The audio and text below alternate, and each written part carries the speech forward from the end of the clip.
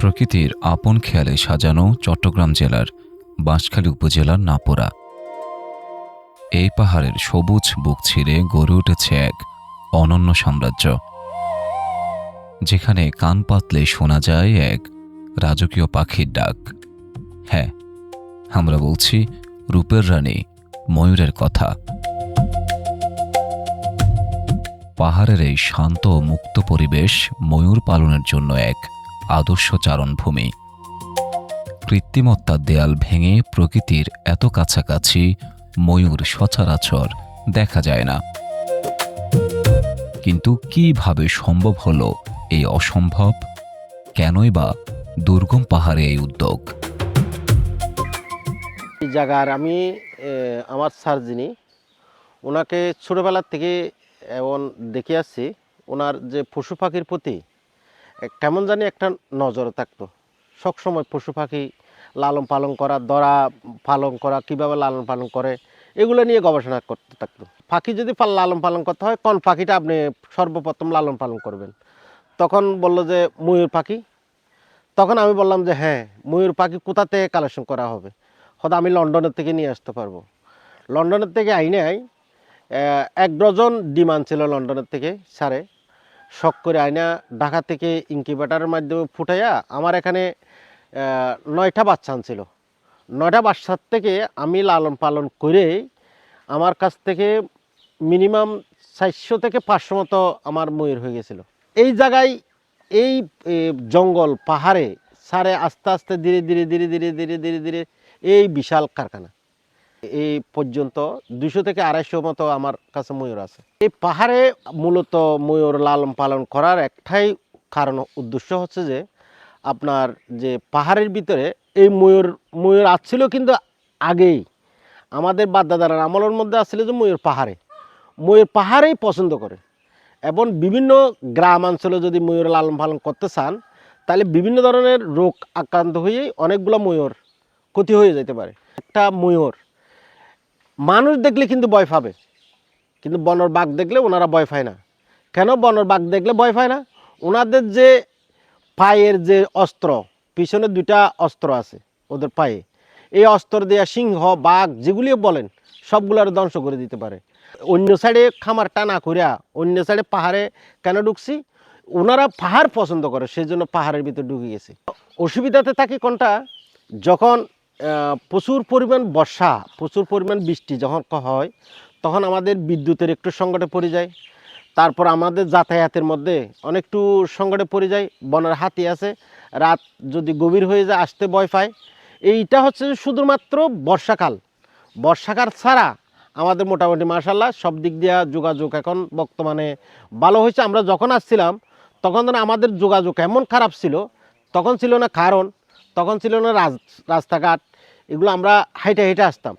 স্যারের উদ্দেশ্য হচ্ছে যে বিভিন্ন সাইডে পাহাড় পর্বত জবিন নালা যেগুলি আছে ওগুলোর মধ্যে ময়ূর ছেড়ে দিবে। ময়ূর লালন পালন করতে করতে আমার যেমন কেমন জানি একটা ময়ূরের সাথে প্রেম জমে গেছে। আমি যখন ওদের সাথে থাকি, আমি অনেক সময়ের মধ্যে ছবি উঠাইয়া ফেসবুকে ছাড়ি, ইউটিউবে ছাড়ি, তখন আমার বন্ধুবান্ধব, অনেক কাস্টমার, অনেক সাংবাদিক, অনেক ট্যুরিস্ট দেখেই আমাদের এই জায়গায় দেখতে আসে। দেখতে যতটা রাজকীয়, এদের লালন পালনও ঠিক ততটাই যত্ন আর ভালোবাসার। প্রতিদিনের পরিমিত খাবার থেকে শুরু করে এদের মেজাজ ও মর্জি বোঝা সব কিছুই করতে হয় নিখুঁত নিয়মে। প্রকৃতির এই সুন্দরীদের 24 ঘন্টা চোখে চোখে রেখে আগলে রাখেন একজন মানুষ। সকালে উঠে আমরা এই ময়ূরকে খাদ্য দিই। খাদ্য হচ্ছে যে এই লেয়ার খাদ্য, এই আর ধান লেয়ার খাদ্য আর ধান দুটাই মিক্স করে আমরা সকালে খাদ্য দিই। তারপরে খাদ্য দেওয়ার পর পানি দেওয়ার পর আবার এই 12টা 12:30টার দিকে সবজি দিই। সবজি হচ্ছে যে এই ইলিশি, তারপরে খরমু শাক, তারপরে এই যে কোনো সবজি দিতে পারবেন, এই সবগুলা খাবে না। এখানে আমার খারাপ লাগে না। আমি দীর্ঘদিন যাবৎ যখন এখানে মানে আসি, আমার এখানে ভালো লাগে। ময়ূর এবং এগুলো নিয়ে আমি ভালো লাগে আমার অনেক। যেমন এবং এই ময়ূরগুলোকে আমি খাদ্য দিতে এবং পানি সবগুলো দিতে ওনার সাথে আমার কি হয়ে গেছে, এই মিক্স হয়ে গেছে। এগুলো দেখাশোনা করতে আমার অনেক ভালো লাগে। তো আর সমস্যা বলতে আমরা বাজার থেকে যাই, এই সকালে ময়ূরের খাদ্য পানি সবগুলা এই দিয়ে তারপরে বাজারে যাই, বাজারে গিয়ে এই সবগুলো এখানে নিয়ে আসে, 2-3 দিনের জন্য নিয়ে আসে, এখানে আমরা রান্না বান্না করে এখানে খাই। তবে এই নান্দনিকতার আড়ালে রয়েছে এক বড় চ্যালেঞ্জ। ময়ূর অত্যন্ত সংবেদনশীল পাখি। আবহাওয়ার পরিবর্তন কিংবা পাহাড়ি স্যাঁতসেঁতে পরিবেশে এদের রোগবালাইয়ের ঝুঁকি থাকে অনেক বেশি। তাই প্রতিটি পাখির স্বাস্থ্য সুরক্ষায় নিতে হয় বিশেষ সতর্কতা। সমস্যা বলতে আসলে ময়ূরের ব্যক্তিগতভাবে কোনো সমস্যা নাই, কারণ ময়ূর হচ্ছে পাহাড়ে থাকতে পছন্দ করে। এবং কিন্তু পরিবেশের কারণে, যেমন পাহাড়ি এলাকায় আর্দ্রতা একটু বেশি থাকে, আবার হচ্ছে যাতায়াতটা একটু খারাপ থাকে, এগুলো বিষয়ে কিছু মনে করেন ভৌগোলিক কিছু সমস্যা থাকে।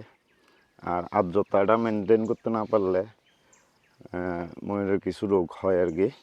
অন্যান্য পোলট্রিতে যেসব রোগ হয়, বিশেষ করে রানীক্ষেত, ময়ূরের ক্ষেত্রে রানীক্ষেত, ফাউল পক্স, তারপরে প্রাপ্তবয়স্ক হওয়ার পর ফাউল কলেরা, এই টাইপের কয়েকটা অসুখ হতে পারে।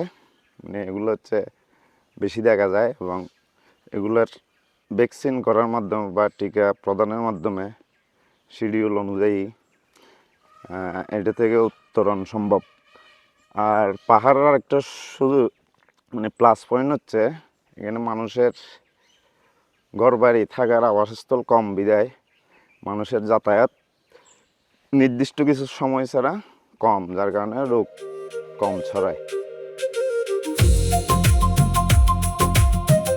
নাপোরার এই পাহাড়ি খামারটি কেবল একদল ময়ূরের বাসস্থানই নয়, এটি মানুষের স্বপ্ন আর প্রকৃতির এক অপূর্ব মেলবন্ধন।